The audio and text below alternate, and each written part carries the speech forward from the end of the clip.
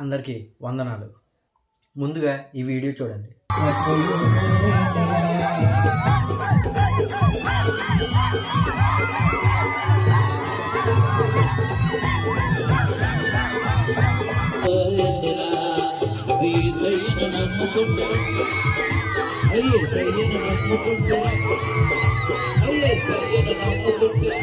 చూశారు కదా, అతను గొప్ప సింగర్. క్రైస్తవంలో మంచి మంచి పాటలు రాశారు, మంచి మంచి పాటలు పాడారు. గొప్ప రచయిత, గొప్ప సింగర్. దేవుడు అతనికి మంచి స్వరాన్ని ఇచ్చాడు. అలాంటి అతను గంగ జాతరలో జరుగుద్దే అలా చేశాడు. ఇప్పుడు ఆయన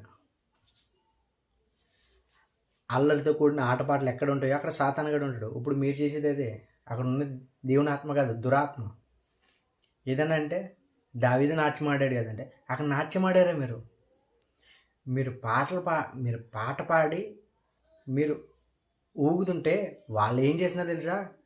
ఓయ్ ఓయ్ అని అరుస్తారు. మగవారు అయితే విజిల్ చేస్తున్నారు. ఇదా దేవుని కనపరచడం? రోడ్డు మీద జాతర వెళ్తుంది, డీజే సాంగ్స్కి డ్యాన్స్ చేస్తారే వాళ్ళే బెటర్.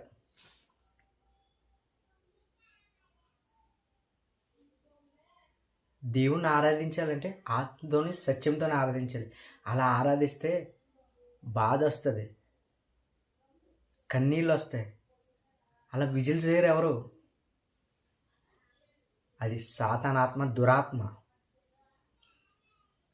చెప్తా వినండి. మనం ఆత్మను అనుసరించి జీవించేవారమైతేమా ఆత్మను అనుసరించి క్రమంగా నడుచుకుందాము.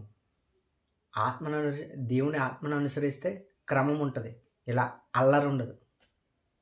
మీరు పెద్దవారు కదా, మిమ్మల్ని మాదిరిగా తీసుకోవాలి కదా. ఇలా తీసుకుంటారా?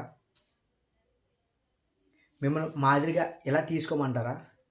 ఇదా మీరు క్రైస్తవానికి నేర్పించేది?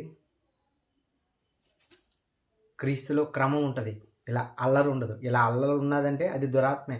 అది మీరైనా నేనైనా క్రైస్తవంలో ఉన్న ఎవరైనా సరే.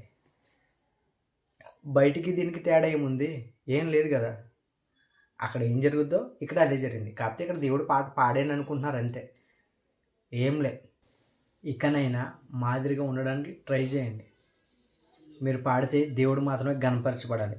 ఆమేన్.